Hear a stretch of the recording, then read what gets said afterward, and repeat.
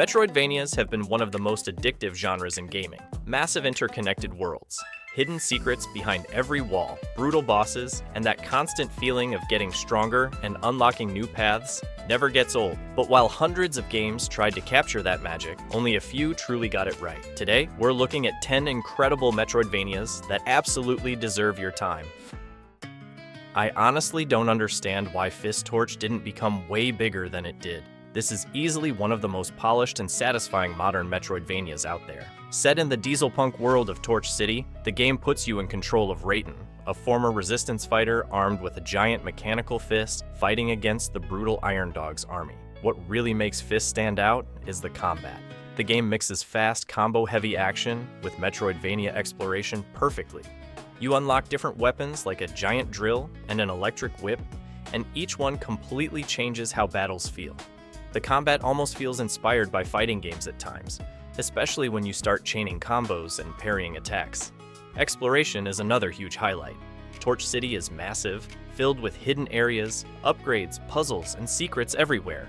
Add the incredible visuals, strong soundtrack, and surprisingly good story, and you get a game that deserved way more attention than it got. Even with a few minor technical issues, F.I.S.T is absolutely worth playing for any Metroidvania fan. Owlboy caught a lot of people by surprise when it launched, mostly because of how gorgeous everything looked in motion. But the real reason the game stayed in people's memories was the emotional story behind Otis, a young Owlboy constantly treated like a failure by the people around him. He can't speak, yet the game still manages to give him a ton of personality through animations and expressions alone.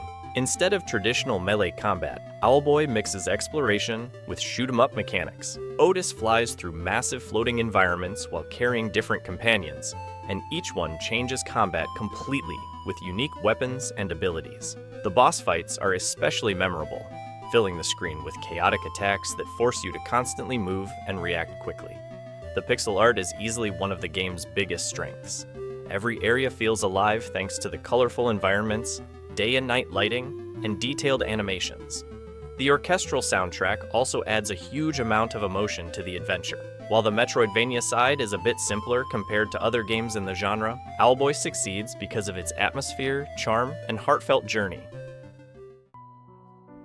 Astalon Tears of the Earth feels like a forgotten Metroidvania straight out of the 8-bit era, but with modern design ideas that make the whole experience surprisingly addictive. The game follows 3 heroes exploring a massive cursed tower in order to save their village from destruction. And the coolest part is how each character completely changes exploration and combat. Arias uses a sword to destroy obstacles and fight enemies up close. Keely attacks with arrows and can wall jump to reach hidden places, while Algus uses magic projectiles to activate mechanisms and solve puzzles. Constantly switching between them gives the game a really unique rhythm compared to most Metroidvanias. The tower itself is massive, filled with secrets, alternate routes, hidden rooms, traps, and difficult enemies. Exploration is easily the strongest part of the game because there's always something interesting hidden nearby. The retro presentation also helps a lot. The pixel art looks fantastic, the chiptune soundtrack is great, and the entire atmosphere feels like a lost classic from another era.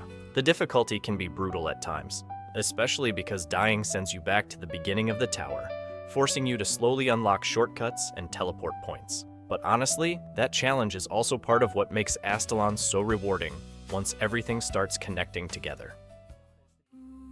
Afterimage is easily one of the most beautiful Metroidvanias I've played in years. The world of Engarden is absolutely massive, filled with colorful hand-painted environments, hidden paths, giant bosses, and enough secrets to keep you exploring for dozens of hours. Seriously, some areas look so good that you just stop moving for a second to admire the scenery. You play as Renee, a warrior trying to uncover the truth behind a destroyed world filled with monsters, ancient magic, and mysterious souls. The story can get a little confusing sometimes because of how huge the map is, but the atmosphere carries the entire experience. The soundtrack, voice acting, and art direction constantly make the adventure feel magical and mysterious. Combat starts a bit slow, but becomes really satisfying once you unlock more abilities and weapons. There are multiple weapon types, fast movement skills, massive boss fights, and tons of customization options. Exploration is clearly the biggest focus here. Engarden is gigantic, with more than 20 interconnected areas packed with hidden items, puzzles, optional bosses, and alternate routes.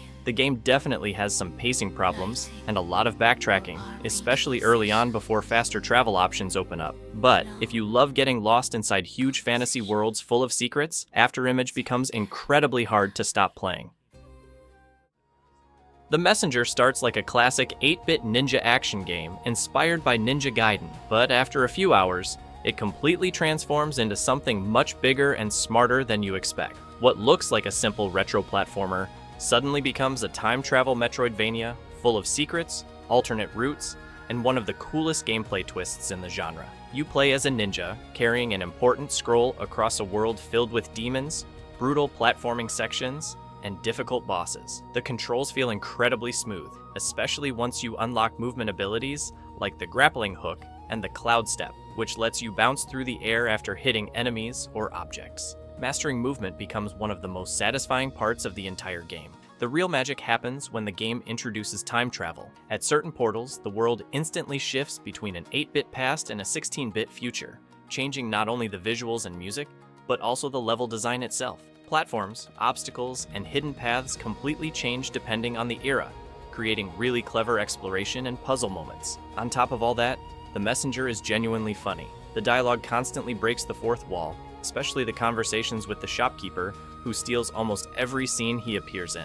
Between the excellent platforming, memorable bosses, retro presentation, and creative mechanics, this became one of the most unique indie Metroidvanias ever made.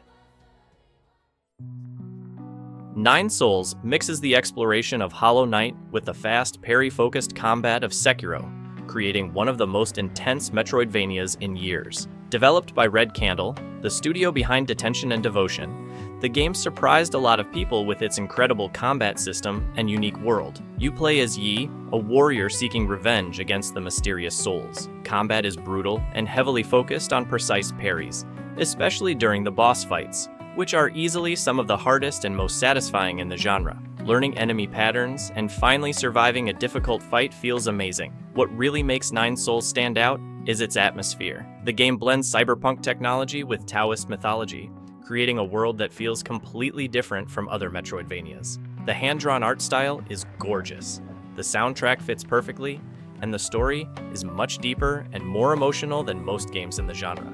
Despite the high difficulty, the game also includes detailed difficulty customization options, allowing more players to enjoy the experience without removing its core mechanics. Nine Souls is stylish, challenging, and one of the best modern Metroidvanias you can play right now. Moonscars surprised me a lot because it mixes fast hack-and-slash combat with the brutal atmosphere of a Souls-like. You play as Grey Irma, a warrior made from clay, bones, and divine essence, exploring a dark kingdom filled with monsters while searching for answers about her own existence. The combat is easily the best part of the game. Everything feels fast, aggressive, and deadly. Irma can slash enemies with quick combos, dodge attacks, parry at the last second, and cast powerful spells using her Ichor energy. Some enemies can even be thrown into spikes and environmental traps, which makes battles feel really dynamic and satisfying. The world itself has a very oppressive atmosphere, with beautiful pixel art, dark castles, ruined corridors, and haunting music that constantly gives the game a melancholic tone. Exploration also becomes more open later on, with hidden paths, shortcuts, keys, and interconnected areas to discover. The biggest problem is that the combat mechanics don't evolve as much as they should during the adventure, so you end up relying heavily on the same attacks for most of the game. Some maps can also become confusing, because many areas look visually similar. Even so, Moonscars delivers a stylish, difficult, and memorable experience for anyone who loves dark Metroidvanias with Souls-like elements. Ender Lilies, Quietus of the Nights, is one of those Metroidvanias that immediately pulls you into its world because of the atmosphere alone. The game takes place in the Kingdom of End, a land destroyed by a curse called the Reign of Death, which transformed people into corrupted monsters. You play as Lily, a fragile young priestess capable of purifying these creatures and absorbing their suffering. What makes the game really unique is the combat system. Lily doesn't attack directly. Instead, she fights using the spirits of fallen warriors who protect her during the journey. Each spirit has different abilities, ranging from swords and giant hammers to ranged attacks and magic. You can mix different spirits together, creating builds focused on speed, power, or long-range combat. The boss fights are easily one of the best parts of the game. They're fast, difficult, and demand good reflexes, especially because Lily herself is extremely fragile. Exploration is also very rewarding, with interconnected maps, hidden areas, secret paths, and movement abilities unlocking new locations later on. But honestly, the biggest strength here is the atmosphere. The dark fantasy world, beautiful 2D art style, constant rain, and incredible soundtrack create a melancholic tone that stays with you long after you stop playing. Ender Lilies may not reinvent the Metroidvania genre, but it executes almost everything incredibly well. Iconoclasts looks like a lost 32-bit era game at first glance, with colorful pixel art, smooth animations, and classic side-scrolling gameplay. But what really makes it stand out is how it mixes platforming, puzzles, exploration, and storytelling into one surprisingly unique adventure. Even more impressive is the fact that the game was developed almost entirely by a single person over 7 years. You play as Robin, a mechanic living in a world controlled by a religious organization called One Concern, where people are forbidden from choosing their own professions. Since Robin secretly works as a mechanic against the law, she ends up hunted by the government and pulled into a much larger conflict involving the future of the entire world. The gameplay constantly mixes action and puzzle solving. Robin uses a wrench to activate machines, move gears, and solve environmental puzzles, while her gun gains new ammunition types that help during exploration and combat. The boss fights are easily one of the best parts of the game, featuring giant enemies, creative mechanics, and chaotic battles that often feel more like puzzles than traditional fights. The game also has a surprisingly deep story, filled with political themes, strange characters, and emotional moments.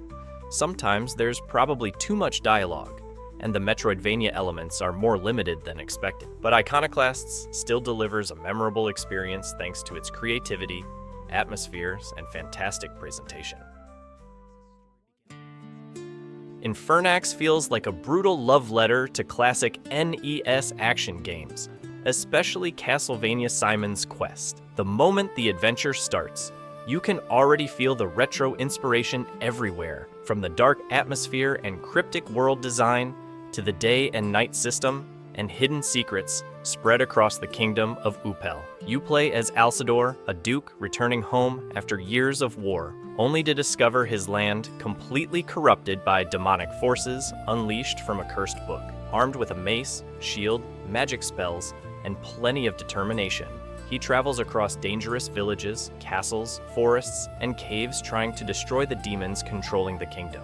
What makes Infernax stand out is how much freedom it gives the player. Throughout the adventure, you constantly make choices that affect quests, characters, entire locations, and even the ending itself. Some decisions lock you out of areas permanently, while others completely change how the story unfolds, giving the game tons of replay value. Combat is simple, but extremely satisfying, especially because of how violent everything is. Monsters explode into pieces, bosses look grotesque, and even Alcidor's death animations are surprisingly brutal for a retro-style game. Combined with the excellent pixel art, great soundtrack, and challenging gameplay, Infernax becomes one of the best modern retro-inspired action platformers released in years.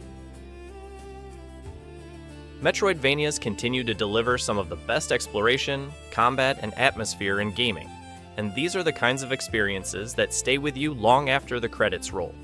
If you discovered a new game through this list, leave a like, subscribe to the channel, and tell me in the comments which Metroidvania you think more people need to play.